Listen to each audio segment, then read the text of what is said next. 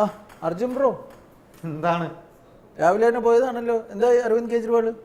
അരവിന്ദ് കെജ്രിവാളിൻ്റെ കാര്യത്തിൽ നാളത്തെ ദിവസം കഴിഞ്ഞിട്ട് നമ്മൾ സംസാരിച്ചാൽ മതി. ഇല്ലെങ്കിൽ വെറുതെ അതൊരു പരിഹാസവും തർക്കവും വെറുതെ എന്തിനാ വെറുതെ വായിച്ചിട്ട് നാളത്തെ ദിവസം കഴിയട്ടെ. നാളെ എന്ത് സംഭവിക്കാൻ പോകണം? നാളെ സ്ഫോടനം നടക്കാൻ പോവുകയാണ്. വലിയ വെളിപ്പെടുത്തൽ ഉണ്ടാകുന്നുള്ള കാര്യം ഓൾറെഡി പറഞ്ഞിട്ടുണ്ട്. വെറുതെ ഞാൻ വീണ്ടും പറഞ്ഞു തരണം. വീണ്ടും ഞാൻ എന്തിനാ വെറുതെ അത് ഇവിടെ കിടന്ന് പറയുന്നത്? നാളത്തെ ദിവസം ഉണ്ടാകും, നിങ്ങൾ നോട്ട് ചെയ്ത് വെച്ചോ. നാളെ കുടുങ്ങും, പലരും കുടുങ്ങും. എന്താ ഉണ്ടാകാൻ പോകുന്നത്? ഇന്ന് സുനിത കെജ്രിവാൾ പറഞ്ഞ കാര്യം എന്താ? മദ്യനയ കേസിൽ കൃത്യമായിട്ടുള്ള തെളിവുകൾ കെജ്രിവാളിന്റെ പക്ഷത്തുണ്ട്.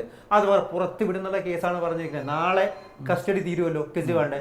അവരെ റൌസ് അവന്യൂ കോടതിയിൽ ഉച്ചയ്ക്ക് 2 മണിക്ക് കൊണ്ടുവന്ന് ഹാജരാക്കും. ഈ മദ്യനയ അഴിമതി കേസുമായി ബന്ധപ്പെട്ടുള്ള വെളിപ്പെടുത്തലുകൾ, തെളിവുകൾ അത് BJPയുടെ കയ്യിലും EDയുടെ കയ്യിലും മാത്രമല്ല, നമ്മുടെ ആം ആദ്മി പാർട്ടിയുടെ കയ്യിലും ഉണ്ട്. അതവർ നാളെ കോടതിയിൽ പുറത്തുവിടും. കുടുങ്ങാനുള്ളവരൊക്കെ കുടുങ്ങും. ചേട്ടാ വെറുതെ എന്തിനാ? എന്റെ ഒരു ഗസ് പറയട്ടെ. പറഞ്ഞു. കഴിഞ്ഞ ദിവസം മറ്റേ കെജ്രിവാളിന്റെ ഭാര്യ നടത്തിയ വാർത്താ സമ്മേളനത്തിൽ പറഞ്ഞില്ലേ BJPക്ക് പൈസ കിട്ടിയ കാര്യം. അതിന്റെ അപ്പുറം എന്താ ഇതിൽ പറയാനുള്ളത്? ആ പറയണത് തന്നെ ആയിരിക്കും വീണ്ടും ആവർത്തിക്കാൻ വേണ്ടി പോണ്. ആവർത്തനമല്ല ഇവിടെ വിഷയം. ഇവിടെ ഡൽഹി മുഖ്യമന്ത്രിയാണ് ജയിലിൽ കിടക്കുന്നത്. അവർ കസ്റ്റഡിയിൽ തുടരുന്നത്. നാളത്തെ ദിവസത്തോടെ കസ്റ്റഡി തീരും. പക്ഷേ ചുമ്മാ ഇറങ്ങി വരാനല്ല കെജ്രിവാളിന്റെ തീരുമാനം. കൃത്യമായിട്ടുള്ള തെളിവുകൾ അവിടെ രേഖപ്പെടുത്തിയിട്ട് തന്നെയായിരിക്കും ഇറങ്ങി വരിക. ഈ ED പറയുന്നുണ്ടല്ലോ അവരുടെ കയ്യിൽ കോൾ റെക്കോർഡിങ്സ് ഉണ്ട്, മറ്റേ വാട്സാപ്പ് ചാറ്റുകളുണ്ട്. എന്തുകൊണ്ട് അവർ പുറത്തു വിടുന്നില്ല? ഇതെല്ലാം അവർ മൊഴിയുടെ അടിസ്ഥാനത്തിൽ പറയുന്നു. അതല്ലാതെ ചുമ്മാ വന്നിട്ട് ഈ റിമാൻഡ് റിപ്പോർട്ടിലുണ്ട് എന്നുള്ള കാര്യം പറഞ്ഞിട്ടാണ് കസ്റ്റഡി എടുത്തിരിക്കുന്നത്. എന്നാൽ എന്തുകൊണ്ട് ഹാജരാക്കാൻ പറ്റുന്നില്ല? ഈ ഘട്ടത്തിൽ ഹാജരാക്കേണ്ട കാര്യമില്ലല്ലോ. കാരണം ഇന്ത്യൻ നിയമവ്യവസ്ഥ അനുസരിച്ച് ട്രയൽ വരുമ്പോഴാണ് ഈ തെളിവുകളെല്ലാം ഹാജരാക്കേണ്ടതായുള്ളത്. ഇപ്പോൾ വെറും ഒരു ഡിസ്ചാർജിൻ്റെ ഇത് മാത്രമല്ലേ ഉള്ളൂ. പ്രൈമ ഫേസി ഒരു കേസ് നിലനിൽക്കുമ്പോൾ അദ്ദേഹത്തെ കസ്റ്റഡിയിൽ ആവശ്യം എന്തിനാണ്? അദ്ദേഹത്തെ ജുഡീഷ്യൽ കസ്റ്റഡിയിൽ വിടേണ്ടത് എന്തിനു വേണ്ടിയാണ്? അത് മാത്രം പറഞ്ഞാൽ പോരെ. ഈ ഘട്ടത്തിൽ എന്തിനാണ് തെളിവ് ED കോടതി കൊണ്ടുവരേണ്ടത്? അങ്ങനെ ഒരിടത്തും പറഞ്ഞിട്ടില്ലല്ലോ. കോടതിക്ക് ബോധ്യമായതുകൊണ്ടാണല്ലോ കോടതി ഇപ്പോൾ കസ്റ്റഡിയിൽ വിട്ടത്, റിമാൻഡ് ചെയ്തത്. സംഭവിച്ചു. ഇതിൽ പല നേതാക്കളും ഈ ഡൽഹി മദ്യനയ അഴിമതി കേസുമായിട്ട് ഇപ്പോൾ റിമാൻഡിൽ തുടർന്നുണ്ട്. പക്ഷേ ഇതെല്ലാം ഒരു പ്രതിപക്ഷ പാർട്ടിയുടെ കേസിലാണ്, അല്ലെങ്കിൽ ആം ആദ്മി പാർട്ടിയുടെ കേസിൽ മാത്രമാണ്. അതല്ലാതെ അഴിമതി കേസുകൾ ഇഷ്ടംപോലെ ഈ രാജ്യത്ത് നടക്കുന്നുണ്ട്. അതിനെതിരെ ശബ്ദം ഉയർത്താൻ പോലും ഈ ED കൊണ്ട് പറ്റുന്നില്ല, അല്ലെങ്കിൽ BJP അതിന് സമ്മതിക്കില്ല എന്നുള്ള കാര്യം കൂടി പച്ച പരമാർത്ഥമാണ്. അല്ല എന്ന് പറയാൻ പറ്റും. അതൊക്കെ രാഷ്ട്രീയമാണ്. നമുക്കിപ്പോൾ കോടതി കാര്യത്തിലേക്ക് വരാം. ഈ കേസിൽ നാളെ എന്ത് സംഭവിക്കും എന്നുള്ളതാണ് നമുക്കിപ്പോൾ അറിയേണ്ടത്. നാളെ ഇപ്പോൾ എൻ്റെ ഒരു അറിവിൽ ED കസ്റ്റഡി നീട്ടി ചോദിക്കാൻ സാധ്യതയില്ല.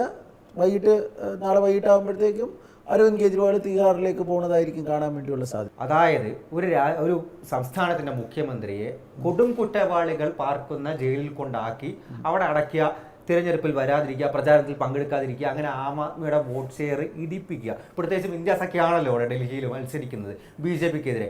ആദ്യം അവർ സിറ്റിംഗ് MP മാരെ 6 പേരെ മാറ്റി.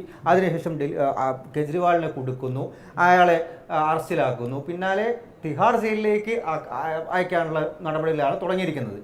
എന്നാലും നമുക്ക് മറക്കാനാവാത്തൊരു കാര്യമുണ്ട്. അതായത് ജയിലിനകത്ത്, കസ്റ്റഡിയിൽ അകത്ത് കിടന്നിട്ടും അദ്ദേഹം 2 ഉത്തരവുകൾ പുറത്തിറക്കി. ഒന്ന് ഇവിടുത്തെ ജലവുമായി ബന്ധപ്പെട്ട്, രണ്ടാമത്തേത് ആരോഗ്യവുമായി ബന്ധപ്പെട്ടിട്ട്.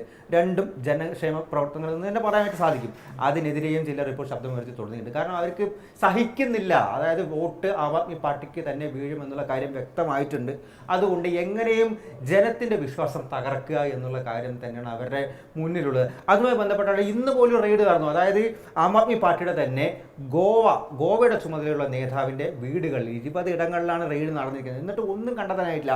ഈ കോഴപ്പണം കണ്ടെത്താൻ കഴിഞ്ഞിട്ടുണ്ടോ ഇല്ല എന്നൊക്കെ അന്വേഷണ ഏജൻസിയിലേ പറയേണ്ടത്. എങ്ങനെയാണ് ഒരു റെയ്ഡ് നടക്കുന്നത്? റെയ്ഡ് നടക്കുന്നതെന്ന് പറഞ്ഞു കഴിഞ്ഞാൽ ഈ കേസിൽ ഇപ്പം നിർണായകമായ 2 പേരാണ് കസ്റ്റഡിയിൽ കിട്ടിയിരുന്നത് EDക്ക്. കവിതയും അതുപോലെ തന്നെ അരവിന്ദ് കെജ്രിവാളിനെയും. സ്വാഭാവികമായിട്ട് അവർ ഇപ്പം EDക്ക് നൽകിയ മൊഴിയുടെയൊക്കെ അടിസ്ഥാനത്തിലായിരിക്കില്ലേ ഇപ്പോഴത്തെ ഈ റെയ്ഡും മറ്റു കാര്യങ്ങളൊക്കെ നടക്കണം.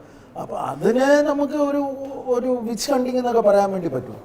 അങ്ങനെയാണെങ്കിൽ കവിതയുടെ കയ്യിൽ നിന്ന് 100 കോടി രൂപ കണ്ടെടുത്തു, അല്ലെങ്കിൽ 100 കോടി രൂപ കവിതയാണ് കൊടുത്തത് എന്നുള്ള കാര്യം പറഞ്ഞു. പിന്നെ പറയുന്നു ഹവാല ഇടപാടാണ്, 100 കോടിയല്ല, അതിനെക്കാട്ടിലും വലിയ പണമാണ്.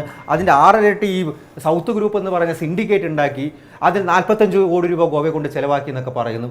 ഈ പണമൊക്കെ എവിടെ?